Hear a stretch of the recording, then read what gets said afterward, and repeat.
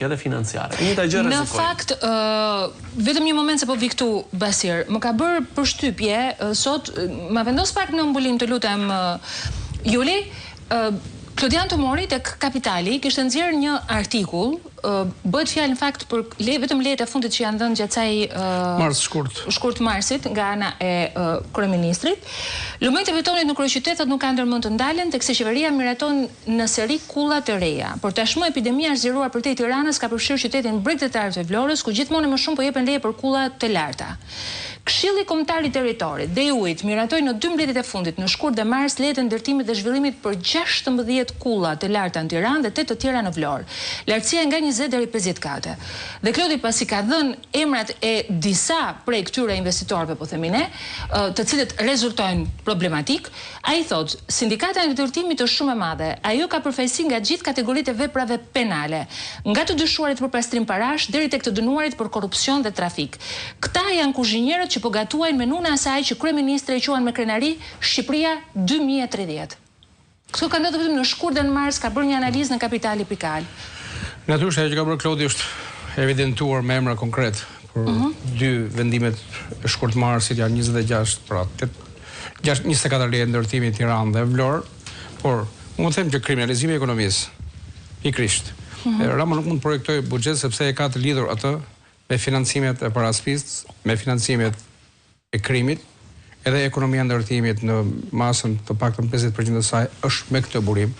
Ne kemi sot në Tiranë dhe në Bregdet, Sonil, kulla dhe investime strategjike nga Dubai, nga Hollanda, nga Londra, nga Belgjika, ka do që t'i marrim, dhe këta janë kullat e atyre çunave që rrinë atje njëkohësisht janë pjesë e shtabeve elektorale Ramës. Nuk mundet Rama dal nga ky rreth dhe është i detyruar t'u jap leje secilit prej këtyre kërkuesve, në një masë të madhe janë dhe vendosës të emrave të kandidatëve për deputet në listat e zgjedhjeve 2025. Pra këto grupe financiare me një masë të madhe të ardhurash nga trafiku i kokainës, i drogës, nuk ka nevojë për raporte, se raportet janë mbi tokë. Kulla 34 është raport vet.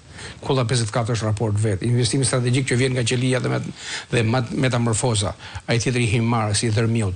Këta janë dosje që ngrihen nga, pra ne kemi dosje 44 në Tiranë dhe në Bregdet. Çfarë provosh tjerë kërkon? Ka le të themi kemi dosjen e Elbasanit. Dihet që çdo institucion ishte me guvernatorin Suel Qela të Elbasanit, cili nënshkronte gjithçka. Aty është edhe kjo zonja e AZT-s që ka vëllezërit të akuzuar të pandehur pikërisht në të dosje. Natyrisht në lajmet e para të nxjerrë nga kjo dosje rezulton që janë gjetur edhe materiale në kontrollet oficerëve të policisë, BKH-s dhe të prokurisë së posaçme, kërkesa për leje, miratime, çka tjetër. Çfarë do thotë? Natyrezën e Ramës dhe të këtyre grupeve kriminale janë aplikimet, shkojnë tek ata dhe Rama i firmon si fundit, një lloj siç ndodhi me Çyrbën, që lista bëhet atje dhe Rama firmon si fundit. E ka të pamundur, është i pafuqishëm të refuzojë. E kam përmendur herë si rast, po e sjell në vëmendjen tuaj, se kjo është shumë e rëndësishme që lidhet kryesisht me këtë. Një fluturim charter në Aruba, zotërim Hollandës, diku te 30 km afër Venezuelës, dihet që është destinacion jo vetëm turistik, por edhe në takime interesante, kanë oftuar 3 ministra shqiptar. 3? Aktual? Apo? Edhe aktual. Edhe aktual. 3 biznesmen shqipfolës. 2 prej cilëve në botën e kokainës. E trafikut kokainës që janë aktualisht në procese gjyqësore në trafikun ndërkombëtar të kokainës. Këta zotërinj, s'kishte zojnë në shoqëri, pra 3 ministrat me të 2 biznesmenët. 3+3. Pra, në këtë 6. Kush ishte 6? 3+2. 3 qeveritarë, 3 biznesmenë, pra 2 nga bota kokainës. Në rast ishin 2, po. Në këtë 6. 2 ishin shqipfolësit, po. 3 shqipfolës. Të 6 shqipfolës. Të 6 shqipfolës, po 2 ishin të kokainës. Kokaina, po është edhe shqip edhe anglisht kokaina.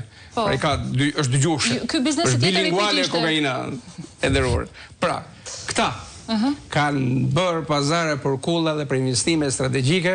Kur ka ndodhur kjo gjë? Dhe si Basir ti e përmend shumë shpesh në emisionin tim, siç kam përmendur Sonila këtë punë orës 400.000 euro që doli sërish në proces Black Eagle në Belgjik. Kur ka ndodhur kjo ngjarje? Kjo ngjarje ka ndodhur kunda 2017.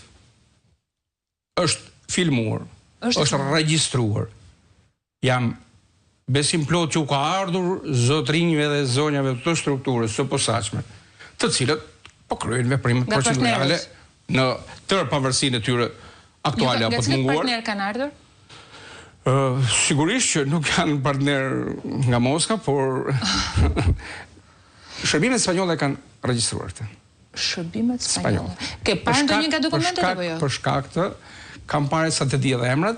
I di emrat? Natyrisht që po. Do t'ju avon dispozicion dhe zotrinjve të stresuar nga kjo zbulesë ligjore, por për te kësaj, te kemet. Çfarë vim? Ndërtojnë ndet 2 prej tyre, këtu në Shqipëri. Nuk i brenda. Ku pyesin ata? Natyreza e tyre ka qenë harta e Shqipërisë, Bregdeti, Tirana, Vërgishti, ku të duash, dhe zotrinj firmtar të vullneteve të tyre, jo të ndaluara, nuk refuzonin dot. Basir, këtu mendojnë që besohet edhe raporti i fundit të Departamentit Amerikan të Shtetit. Do të di para fundit se ka shumë vite. I fundit fare 21 marsit, shumica e pastrimit parave në Shqipëri lidhet me trafikimin e drogës dhe njerëzve. Kujtojmë, Sonil? Po. Edhe deklaratën e njërit prej avokatëve, avokata e SBSA, ka qenë Natali Galant në procesin gjyqësor sërish në Bruksel, ku janë 54 të panderur shqiptar dhe kolumbian. Po. Jo për kultivim misri, gjithmonë kokaine. Kanë folur? E cila thekson në njërën e seansa në proces gjyqësor se klientët që ajo ndiqte gjatë këtij procesi kishin së paku 3 miliard euro investime në ndërtim në Tiranë dhe në Bregdet të lidhur me politikanë shqiptar. Dhe këto materiale, këto të dhënë, ajo kanë nxjerrë nga dosjet. Tu kemi bashkia, kemi ministra, kemi deputet. Kanë mbritur si the, duhet kanë mbritur si dosje the edhe nuk vjen kom, vjen me pos, vjen kollaj. Kanë mbritur këta janë zotrin të shëndetshëm edhe e duan ligjin këta të strukturave tona. Dhe edhe një herë do të pyes Basir, pra këtu Departamenti i Shtetit ka raportin e fundit strategjisë trafikut drogës dhe pastrimit parave në Shqipëri. Ka folur drejt për drejt, është i datës 21 mars. Shumica e pastrimit parave në Shqipëri lidhet me trafikimin e drogës, njerëzve, mashtrimin dhe kontratat qeveritare, evazionin fiskal dhe kontrabandën. Ekonomia kryesisht e bazuar në parat thata, kontrollet e dobta kufitare dhe lizbatimi dobët doganor, lehtësojnë një treg të zi për madrat e kontrabanduara. Parat e dërguara nga jashtë dhe investimet nga jashtë ndonjëherë fshin burimet e fondeve. Kriminalët pastrojnë të ardhurat përmes blerjeve të pasurive të paluajtshme, projekteve të ndërtimit, aseteve virtuale dhe zhvillimit të bizneseve. Në fakt ky nuk është raport i dashur. Është raport shqiptar, që është rishkruar nga dash, se zonat këtu kanë ardhur. Por faqen zyrtare të në portin e Durrësit, natyrisht, e kanë fjalën burimi. Po, patjetër, dakord, jam dakord. Aksioneri kryesor i blerjeve në portin e Durrësit janë çunat e Dubajit, që nuk blejnë një apartament, Sonil, që nuk blejnë një hyrje, që nuk blejnë një lokal, që nuk blejnë një njësi, shërbimi apo banimi, po blejnë një pallat të tërë. Madje shënojnë se kanë frikë se harrojnë të nesërmen se ku i kanë blerë. I kthehemi dosjeve sërish të strukturës së posaçme, do ta përsërish dhe nuk do të ndaj derisa ata të fillojnë të thonë çfarë është duke u bërë. U dënuan Italia i biznesmenit shqiptar këtu nga pjesë e Ndragetës, Barçi. 180 milion euro ishin 3 kulla të porositura nga Ndrageta në Tiranë, ku ata kishin të kontraktuar drejtorin afër kryetarit të Bashkisë së Velie. Sërish sipas përgjimeve të antimafës italiane, me Ndragetën aktor kryesor, që nga 2020 dosja e ardhur në Tiranë në strukturën në posaçme. Lehet janë dhënë, kullat janë bërë, 180 milion euro kanë sjell çunat e Ndragetës për këtu. Tani, këto 100 milion euro. Po mirë më, kush i firmos këta?